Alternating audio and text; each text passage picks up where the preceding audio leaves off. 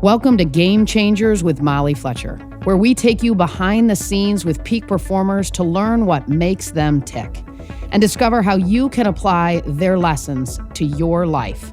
I'm your host, Molly Fletcher.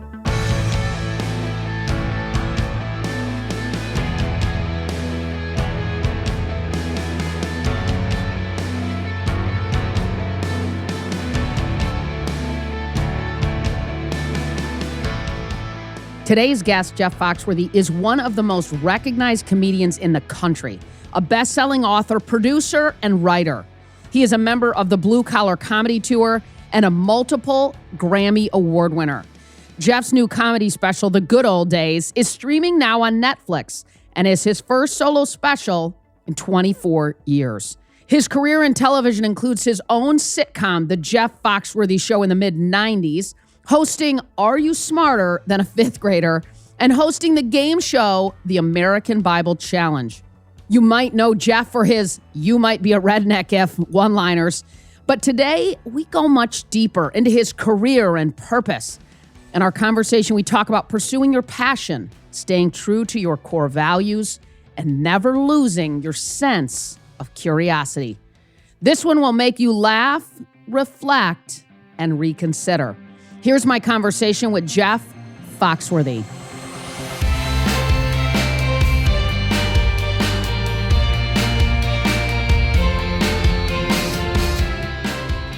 Jeff Foxworthy, what a treat to have you on. You know, you and I have some mutual friends, and Ernie Johnson and John Smoltz, and so I really appreciate you doing this show. Those guys are two of my favorite guys that I ever had the opportunity to work with, and I know good friends of yours as well. Two of the highest quality human beings that I know.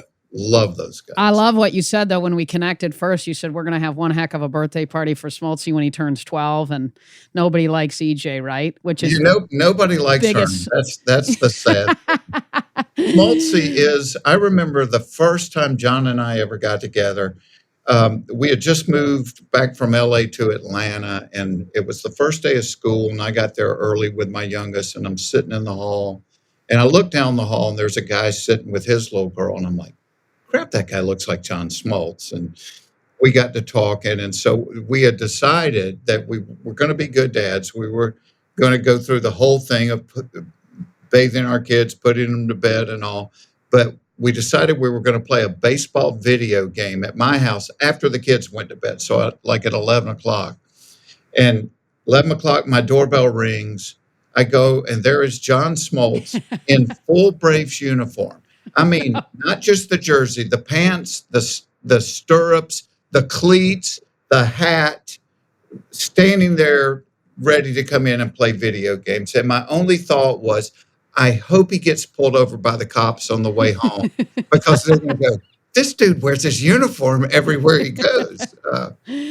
Well, that's because he was so excited to come and see you. He didn't even clean up after the game. He just headed straight to your house. No, he didn't have a game that night. He put all the stuff on. He didn't have a game. He put it on at home and came over that way. So that's why I said we're going to throw him a party when he turns 12.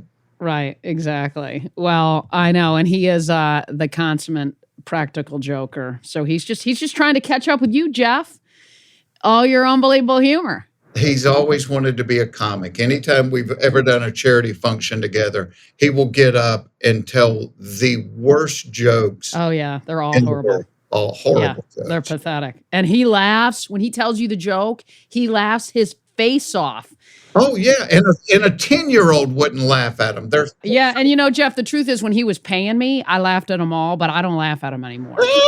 He's not paying me anymore. And then he'll go on TV and he'll tell one of these stupid jokes and nobody laughs. And he goes, Jeff Foxworthy gave me that joke. And I'm like, no, I didn't. No. Oh, that's good stuff. So, speaking of jokes, speaking of comedy, when did you realize that this was your gift, right? That comedy was your thing? Well, in hindsight, Molly, I was very young when I learned I could make people laugh. And I would save up my allowance and I would buy comedy records and I would memorize them and I would go to school and do them. And, every report card, Jeff needs to quit trying to make everybody laugh. But I never I didn't think being a comedian was a career option. I thought God had put 10 of them on earth and they lived somewhere else and it wasn't a possible job. Probably like a lot of people, when I didn't know what I wanted to do in life, I had no idea. But my dad worked for IBM. And so after I flunked out of college, I think my dad called one of his buddies and said, "Hey, please give my son a job." And I started working at IBM first in dispatch, and then I had a job carrying a tool bag fixing computers. And I was the guy at work that was always making people laugh in the break room. I was the guy in the break room doing impersonations of the boss, and then you would turn around and the boss would be in the doorway. I was that guy. And a bunch of guys that I worked with went to the local comedy club in Atlanta called the Punchline. They used to go all the time. And they would be at work and they were going, "Foxworthy, you're funnier than these people. You need to do this. You need to." And they entered me into a contest, not an amateur night, a contest called the Great Southeastern Laugh Off, and it was for working comedians. And they would have like 8 preliminary weeks, then the semifinals and the finals. So they entered me in, and I'm like, crap, I got to write material. I wrote 5 minutes about my family.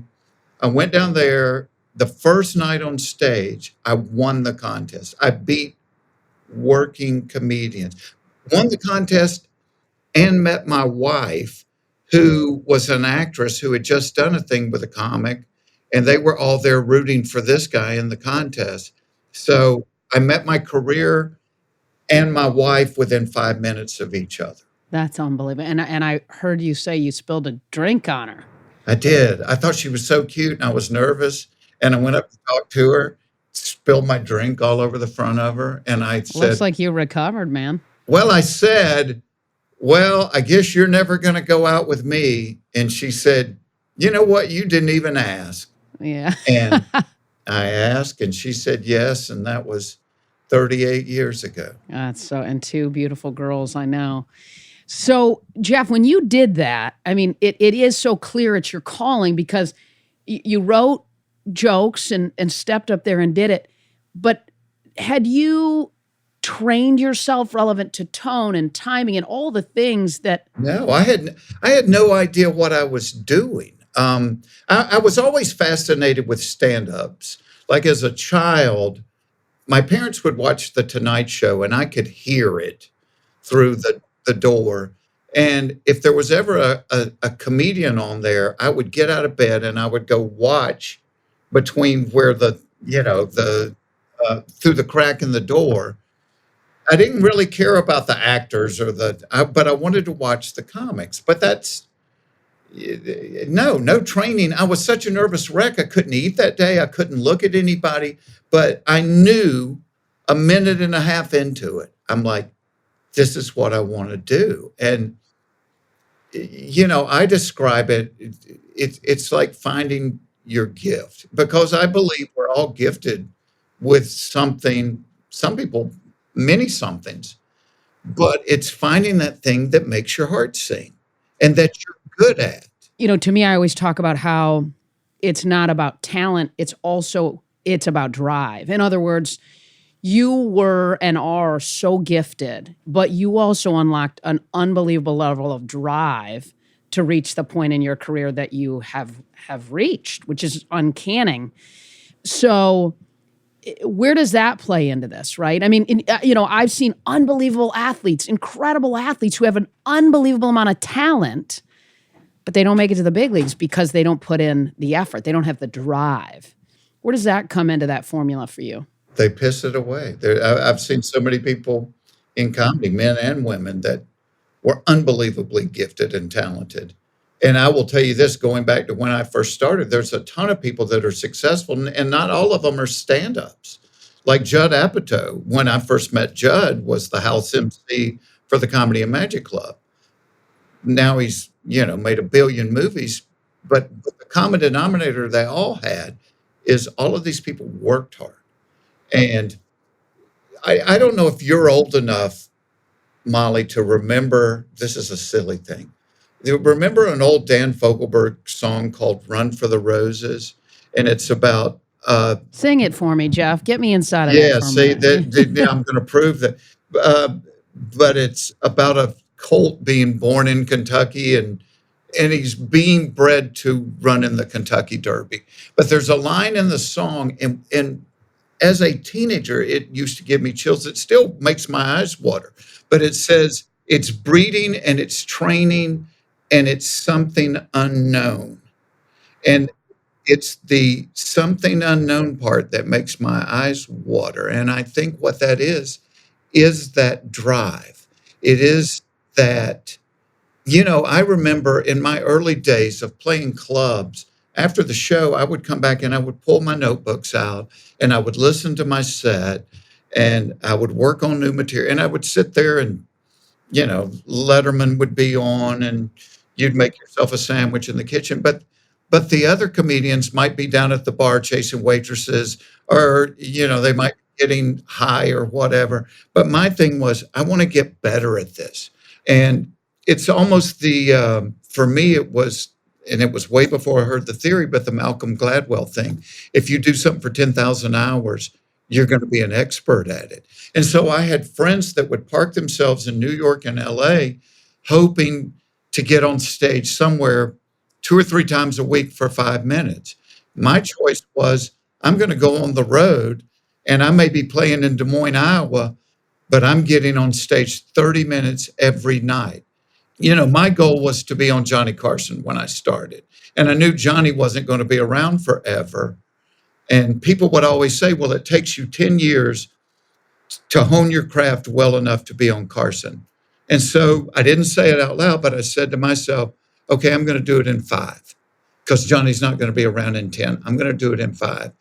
And I literally, Molly, had 8 years in a row. I did over 500 shows a year. That's incredible. So, and people go, well, there's not that many days in the year, but that's going to different places in the same night or doing multiple shows in the same night.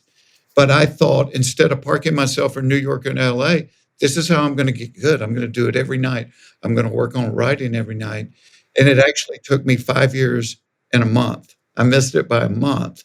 That was that drive. I wanted to be good at it, Yeah. What do you think are the things that unlock that drive in you? Where did that come from?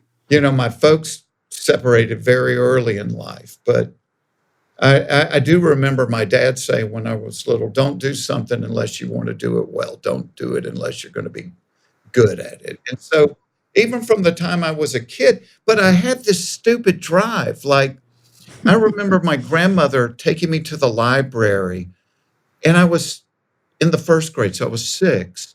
And they had a thing set up with little sailboats, and you could get your name on a sailboat, and every time you read a book, your sailboat would go across the lake a little further. And I remember the first day looking at it and saying, I'm going to win that. And it was for how many books a 6-year-old read during the summer. And I think second place was 7, and I read 32, But I remember looking at it and just go, I'm going to win that. So where does that come from at that young age? I don't know. Coming from your background, which I know there was some challenges, to put it mildly, you probably built up a lot of resilience to get through that. And I've heard you talk about failure and how wonderful it is. And Jeff, I couldn't agree more. I think we have a low failure tolerance in our world today. Failure is the most wonderful thing. I tell my girls that all the time too. Fail often because it means you're getting after it. It means you're pushing yourself. I love that. I've always told my kids, I want you to fail all the time because when you're failing, you're pushing, you're finding out what is my limit as a musician, as a comedian, but it makes you stretch yourself, I wasn't smart enough when I came up with the redneck jokes. I didn't think this was going to be a hook or a book or calendars. I was just trying to find material to make people laugh. And they were calling me a redneck because I had this thick accent. I talked about hunting and fishing and wore boots and jeans. And I'm like traveling around the country and I'm seeing it everywhere. And so I thought, okay, well, and the premise was a lot of people, I know what I am. A lot of people don't know. Here's a few ways to tell. And I wrote 10 of them and went back and did them the first night. But then there's something within me that said, and most people probably would have stopped at 10. And I said, well, if I can write 10, can I write 30? And I wrote 30 and I'm like, can I write 100? And if I can write 100, can I write 300? And then I could put it in a book form. And then I was turned down by the first 14 publishers I sent it to. Oh, for 14. But the 15th one said, "Hey, I think this is funny, and come in and let's talk about it." And I remember he said to me, he said, "I think we can do this. How does $1,500 sound?" And I didn't say anything because I thought he was asking me for $1,500. And I'm like, hell, I don't have 1,500. And he's like, no, no, no, we'll pay you. And I'm like, oh yeah, well, we got a deal then. But I remember saying to him, I said, how many books do you think we'll sell? And he said, I bet we sell 5,000 of them. And I think that first book sold 4.5 million copies. They covered that advance, didn't they? They covered that $1,500. Yeah, you think? But if I had stopped at 10 jokes, it never would have become a book. If I had stopped it being turned down by the first 10 publishers, that never would have happened. Hi there, it's Molly. I've got some exciting news to share. Big things are happening at our company, including a new name for our training business, Game Changer Performance Group, and new program offerings. In today's hyper-competitive, ultra-demanding business environment, we want to ensure we meet our clients right where you are in a way that's engaging and sustainable. At Game Changer Performance Group, our highly trained coaches dig deep to unlock your people's personal drive, potential, and ultimately peak performance. If this sounds like something we can help you accomplish, schedule your free consultation with us today at GameChangerPerformanceGroup.com. Again, that's GameChangerPerformanceGroup.com.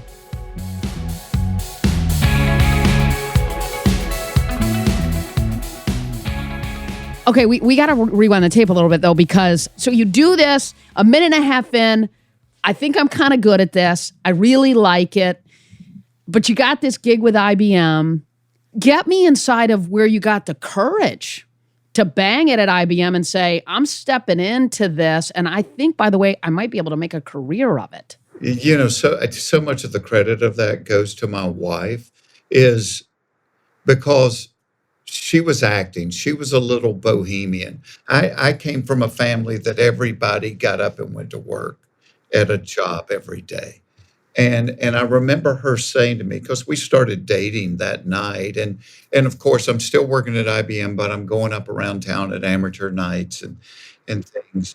And she said to me at one point, she said, you have all this creativity inside of you, and if you don't get it out, you're going to have a really miserable life. And I started thinking, could I do that? Could I not have a regular job?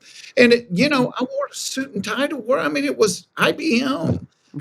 Sure. It was 84, but I'm making 32 grand a year. And man, she just kept saying, you have all this inside of you. You're going to explode if you keep doing this. And I wasn't happy with what I was doing because it wasn't a good fit. And I did an amateur night, December the 4th, 1984, at the Punchline, and they would have the amateur night, then they would have the regular show, and Stephen Wright was the headliner that night. And after amateur night, he came upstairs and he found me in the balcony, and he said, you should be doing this for a living. And I tell my kids this, I said, your life needs to have several hold your nose and jump moments. Mm-hmm. I love that. I went in the next day and I told them, hey, I'm leaving. I'm going to try to be a comic. And they were actually about to tell me they were sending me to manager school. And because here was my thought. I was sitting in the break room the week before, and there were three, I'm 25. There's three guys in their 60s sitting there. And I heard one of them going, I wish I'd had a hardware store. I always dreamed about owning a hardware store. Another guy's like, yeah, I wanted to do. And I thought, God almighty, I don't want to be sitting in this break room when I'm 60 going, I wish I had tried to be a comedian. And so I thought, worst case, I flop at it and I'll come back with my hat in my hand and I'll beg for my job back. But I'm not going to be sitting here when I'm 60 going, I wish I had tried this. And it was literally hold your nose and jump. I quit. My last day at IBM was the last day of the year, 1984. And I literally drove from Atlanta to Birmingham and did a show with Sinbad on New Year's Eve. That was my first gig. I went from making, you know, 32 grand a year. My first year of comedy, I did 406 shows and I made $8,300, to the point my wife had to quit acting and took a job selling milk. And she would sell milk for Mathis Dairy during the week and get on a Greyhound bus and come to wherever I was playing and sit in the back of the club with a notebook and take notes and Wow, to give say, you feedback. this is working well. You need to get rid of this. Yeah, wow. I never had a second thought. I never thought, oh crap, I shouldn't have left. I thought, I got to get better at this. And I know there's a comedy boom, but at some point the bottom's going to drop out and I got to be above the dropout line, which was why I was working like a maniac. So you're getting a ton of reps, ton of reps. Then what happened? I was up in New York, sleeping on somebody's couch, just doing sets around New York. And I did a set at Dangerfields.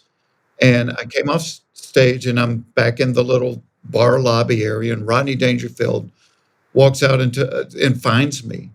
And he said, kid, you're really good. He said, I want to put you on a young comedian special. And I'm like, oh, wow, thank you. And I gave him my information, trying to be cool.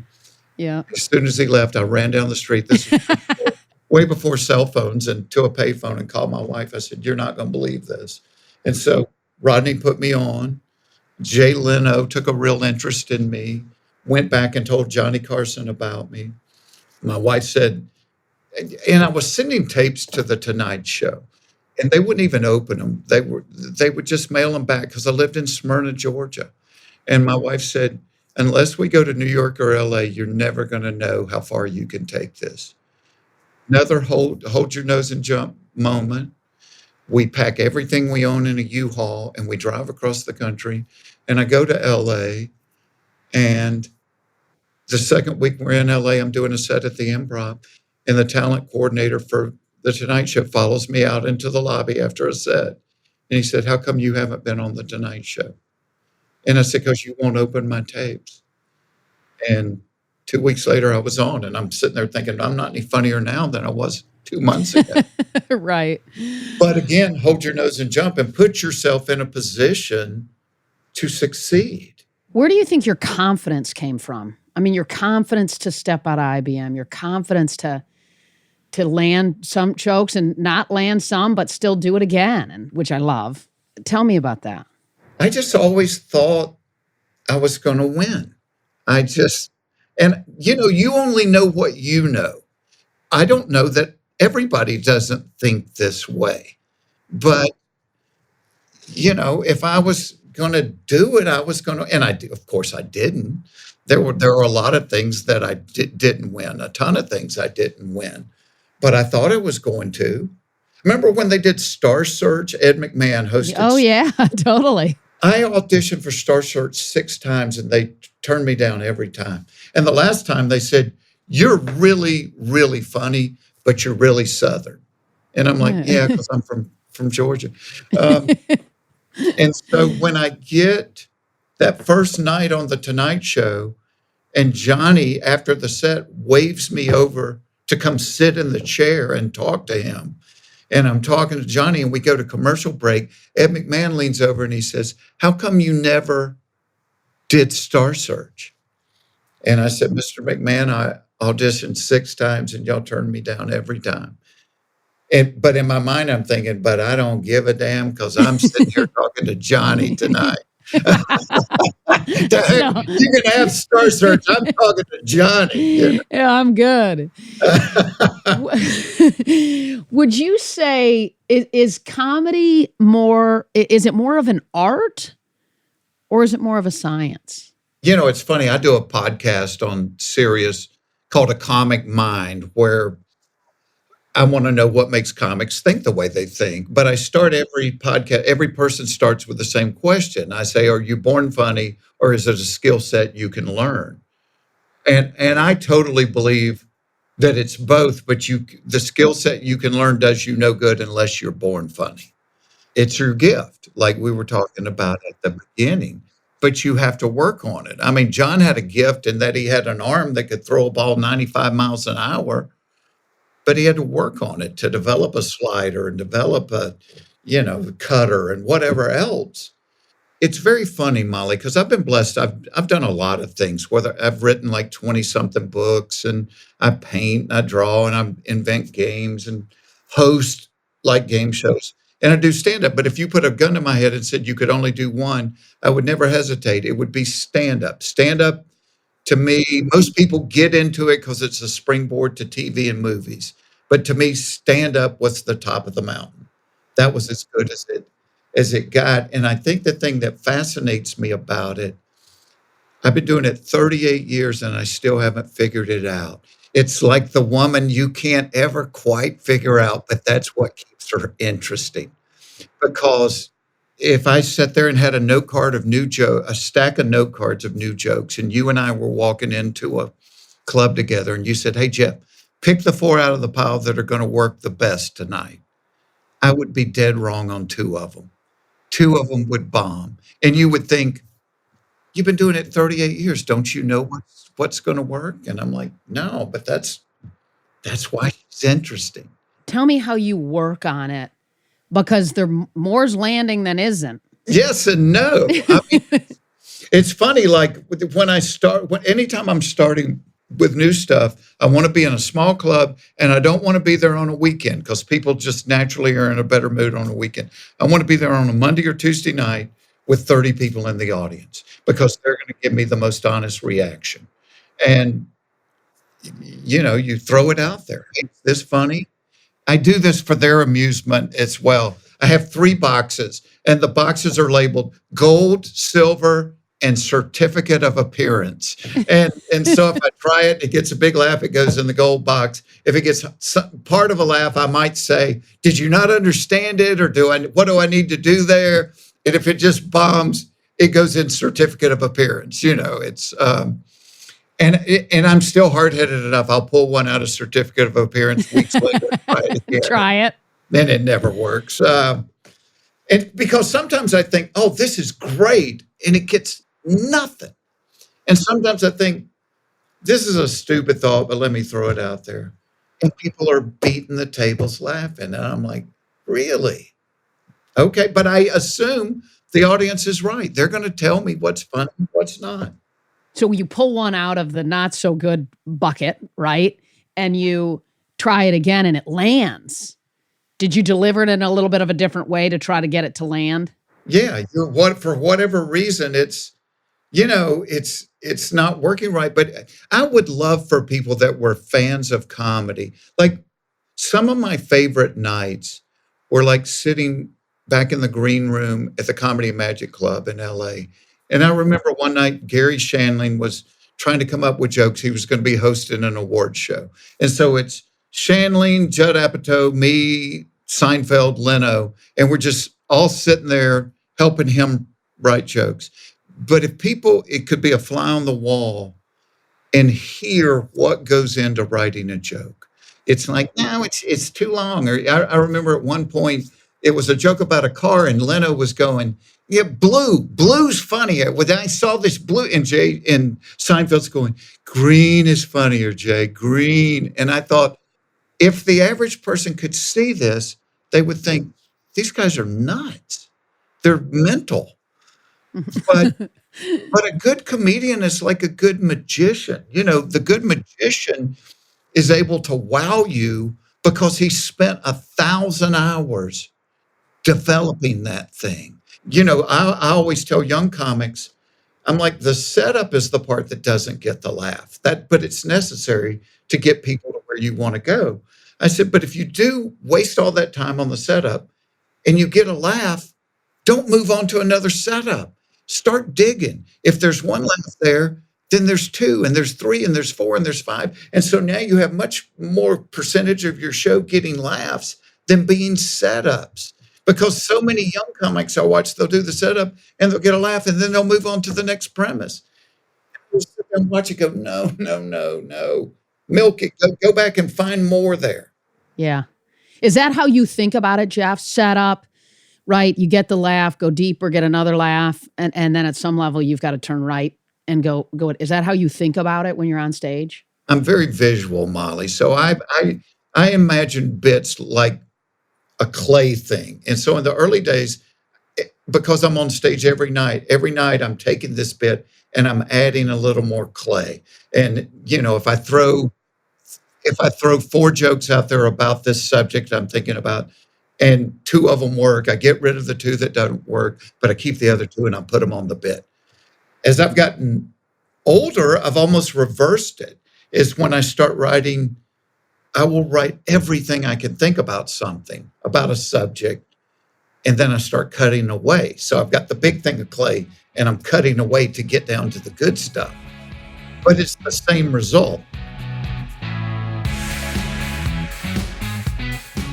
Hi there, it's Molly. I've got some exciting news to share. I'm thrilled to announce I've launched my first ever on-demand course, Up Your Game. Unlock the drive to fuel next level success. Have the past few years left you burned out and stretched thin? Like, despite your success, you know you're capable of more. Maybe you've lost your purpose and that inner fire to pursue your dreams. If so, you are not alone. So many of us have been there. As a top sports agent for 15 years, representing and working with the best of the best, I've seen and helped countless people unlock their drive to accomplish great things and finally live out their dreams. That's why I've crafted a brand new on-demand course to help you unlock your potential to fuel next level success. In my new course, Up Your Game, I share the critical 8 keys that you absolutely must use to get unstuck and to finally realize your fullest potential. This course, it's not inspirational fluff. It gives you action guides so that you can apply it to your life and take action right now. So are you ready to up your game? Sign up for my new course today at mollyfletcher.com/course. That's mollyfletcher.com/course. I can't wait for this course to change your life in incredible ways. Check it out.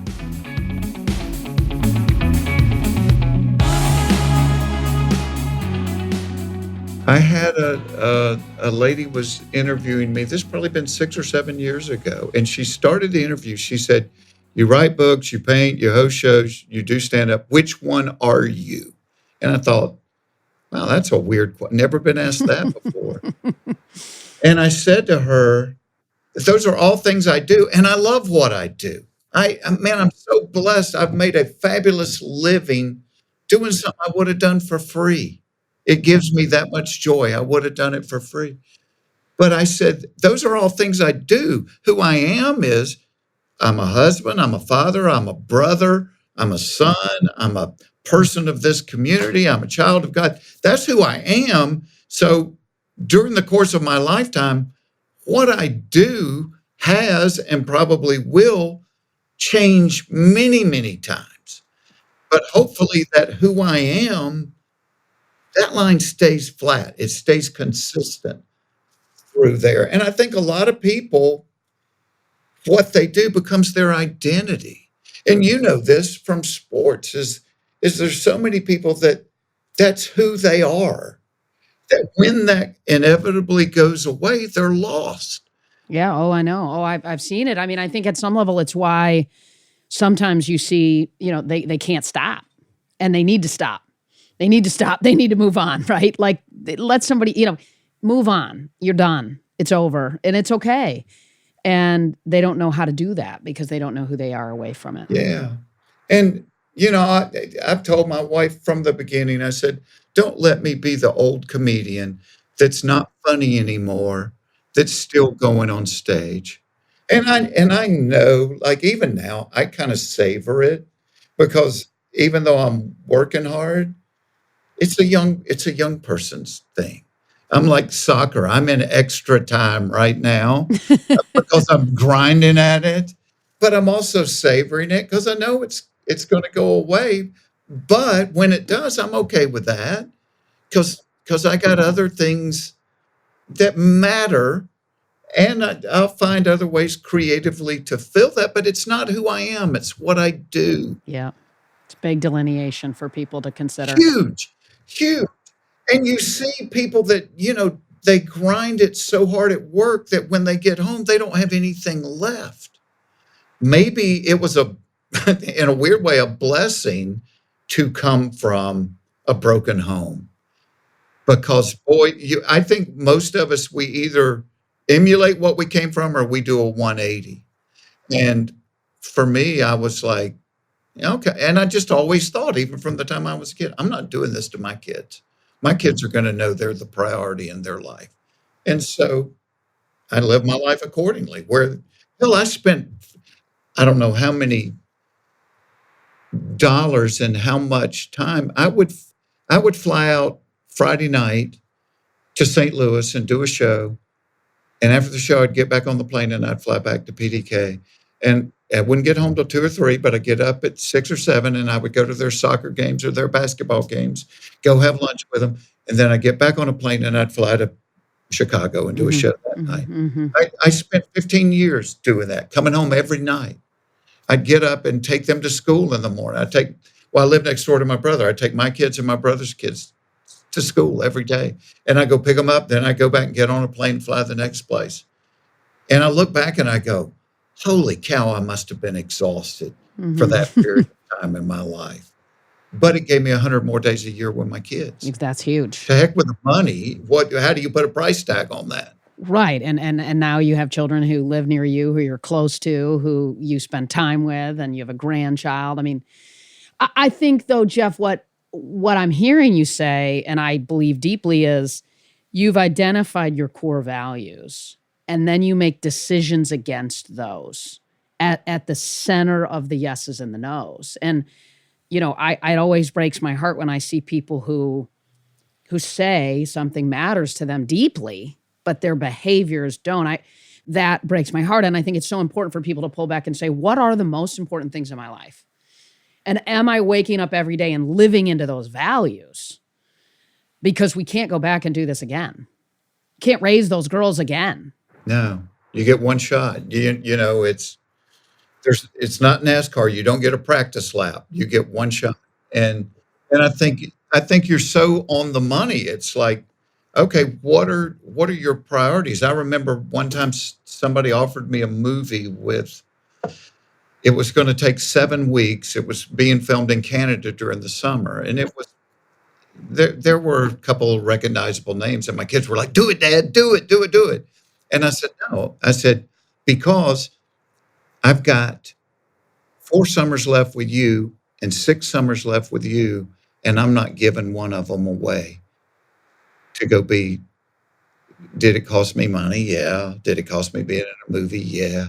But it gave me another summer with my kids. And so I think you're right. Whether you call it core values or your priorities, it's like, I got to stay true to these priorities.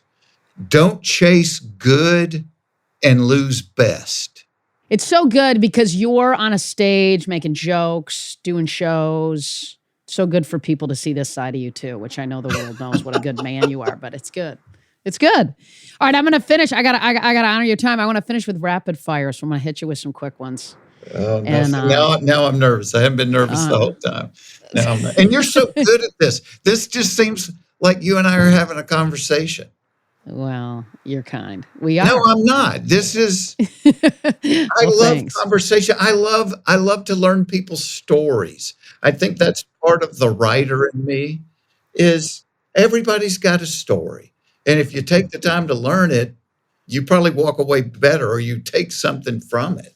That goes back to that curiosity piece, right? I mean, I think that every day, all day long, if we approach life and our days and people and relationships with curiosity, people always say, who are your mentors? They're everywhere. If you're curious enough, you can get it at the checkout at the grocery store, right? I mean, from the parking guy at the game. I mean, it's everywhere if you're curious. The 1A part to that is, I remember when I was a kid, and you talk about people that you look up to. I grew up in Hapeville.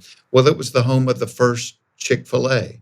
So my entire childhood, That was the only Chick-fil-A on the planet.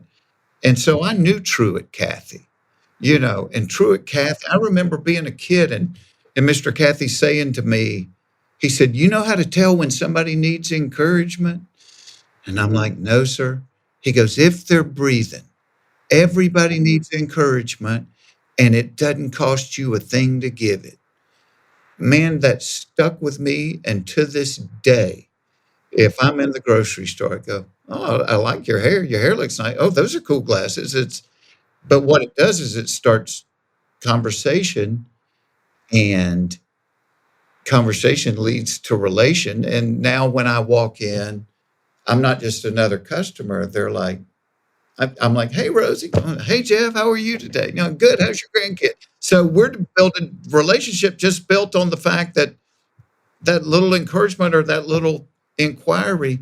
And I love your thing about that being curious. My wife makes fun of me. Like I had a buddy 7 or 8 years ago that I went with him looking for arrowheads, and I just got fascinated by it. And she said, "But you can't stop there." She said, "Now you're home Googling what tribes lived in Georgia. What age is this? How did they make it?" And I'm like, "Yeah, but when you quit learning stuff, that's when you start wilting like a raisin and dying. I don't want to do that. I want to know." Exactly. Totally. Well, it was funny. I don't know if you've heard the story about at a grocery store. There was a kid in the lane who was the bagger. He was bagging all the groceries, and his lane was always just deep and wide and long, and all the other lanes they'd be open. And they were like, "What is the deal here, guys? Lane 2's open, lane 3's open. Everybody's in lane 5. Like, what's going on?" Well, this boy that was packing these groceries would write notes to everybody, and it would be his thought of the day, his encouragement for the day, his motivation for the day. So people wanted to go to that lane to check out with him to get his encouragement for the day, even if it meant they waited. So cool. People want encouragement, like you said. Yeah. And it's no training involved, no money, Nothing. no, doesn't That's cost you right. a thing. Exactly. All right. I don't want you to stay nervous for too long, Jeff, because I'm going to hit you with these. All right. So, what is your most memorable career moment to date? So the first time I get to do Carson, they told me, "You do 6 minutes. That doesn't mean 5:55 and it doesn't mean 6:05. It's 6 minutes." So I spend a couple of weeks preparing this set that is exactly 6 minutes. And I am going around town and I'm doing it 3 or 4 times a night with a stopwatch. And it is 6 minutes on the nose. I get there behind the curtain opens up, walk out, stand on the star, start into it. And the third joke gets an applause break, which only happens on TV. It doesn't happen in clubs. In clubs, people just laugh. But in TV, it's an applause break. And I'm sitting there smiling and I'm nodding. And in my brain, I'm going, oh crap, this is throwing me off my timer. I'll go, okay, in 2 minutes, I have 4 jokes about my mother. And the third one is probably the weakest. I'm going to cut the third joke about my mother out. So I'm thinking ahead of myself down the road, but I'm still engaged with them. And then 3 or 4 jokes later, I get another applause break. And I'm like, crap, I can't cut another mother joke because now that bit won't make sense. But I've got a joke about my dad a minute after that that's got a tag. I'll just cut the tag. And now when I get to the part about my mom, I'm having to remember, don't do the third joke, which you have rehearsed religiously for the last 2 weeks. You got to keep that one out. And when you get to the thing on your dad, and I told the guy behind the camera, I said, when I get to 5 minutes, will you please hold up 5? And when I get to 5:30, will you make a fist? Because I knew my last joke was 30 seconds long. So I knew I had between that and that to get the clock back right again. So, I mean, the thing had 5 or 6 applause breaks. And so I've edited in front of myself for the entire set while I'm smiling and looking at the audience. And by the time I get to the fist, I am so mentally exhausted. I mean, like I could go lay down and go to sleep for 2 days, but it worked and nobody knew. And so for me, there was that satisfaction that goes, I've finally gotten good enough at my craft that all this was going on behind the scenes and nobody knew about it. Okay, what's the best piece of advice you've ever received? It's funny, if you were to ask my daughters this, for their entire childhood, we had one of those little chalkboards you could hang up on the thing, and it hung on the door going to the garage. And it said, be kind and try. And if you called both of my daughters right now and say, what would your dad's advice be? And they would say, they'd roll their eyes and go, be kind and try. I don't know the answer to that. And it's funny because I'm a voracious reader. I love to pick the brains of people that are good at stuff. I think that's how you get to be good at stuff. Totally. Sure. You pick the brains of people that are good at it. But I don't know if there's just one piece of advice that would stick out. Be kind and try, everybody. Because you can do it and you can be kind. Kind is not weak. What are you reading right now? I'm reading a Arrowheads and Artifacts book last night, but I'm also reading a book about Victorian philosophy. I mean, I'm all over the place. What's your favorite book? What's the book you most recommend, maybe would be a better way to ask that. Well, the Bible would be my favorite book. And somebody had said to me, oh, it's just like a big book of rules. I said, no, it's a love story. All right, so the show's called Game Changers. So who or what is a game changer who inspires you and why? I would go back to Truett Cathy, because what I learned from that was don't give up your priorities, or I don't remember. What did you call it? Your core value. Core values. He never gave up his core value, because he wanted people to take that day of rest, to take that day to honor the Lord, take that day of rest and be with your family. And he didn't give up on it. Well, instead of it costing him money, I think he was rewarded. I'll tell you how this guy inspired me, because when it was just the one store, I remember being a kid and my mother saying to me, you have no idea how many kids the Cathys have put through college. And I was like, and I mean, it wasn't a talked about thing and all, she knew people that were like, oh no, she's going to college because the Cathys paid for it. Mm-hmm. Mm-hmm. When I started making more money than I needed, that stuck with me. And that's what I started doing. Totally under the radar. People didn't know about it. Because I thought, and probably like Mr. Cathy thought, this is the way you change somebody's life. And you do so much. I know. I don't know it all, but I know, like, you spend Wednesday mornings at a homeless shelter with men, right? For 12 years, every Tuesday morning. It had to stop during COVID. And people would say, I didn't know you do that. And I go, I didn't want you to know I do. I'm not doing it. I'm not doing it so you know that I'm doing it. Golly, I got far more out of that than they did. Jeff, I could go on and on and on. We might need to take this to the golf course someday. This was fun. Thanks so much. Oh, I've so enjoyed that. And I enjoy the fact that people are listening, wanting to, the people listening are doing what you and I do. It's just picking somebody's brain and take from it the part that helps you and throw the rest of it away.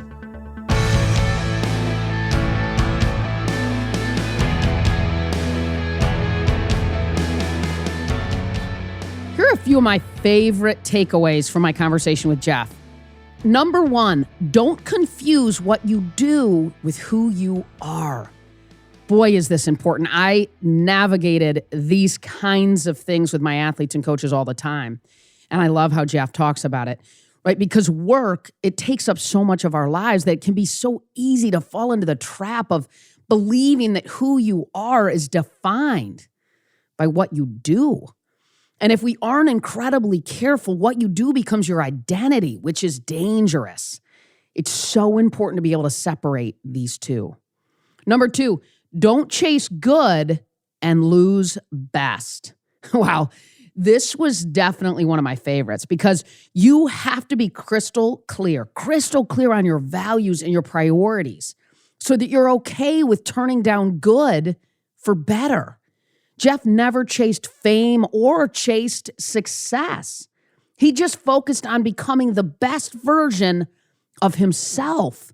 This to me is so important. It at some level ties to some of the stuff that I talk about in my TED Talk, Secrets of a Champion Mindset, because it's the drive to get better, not the drive to achieve. I love how Jeff talks about this. Number 3, be kind and try.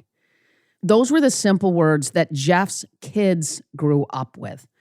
And I love that it's what came up for him when I asked him for the best advice he's ever received. Wouldn't the world be a little bit better if we all showed up each day remembering these 2 things? Be kind and try. Good stuff.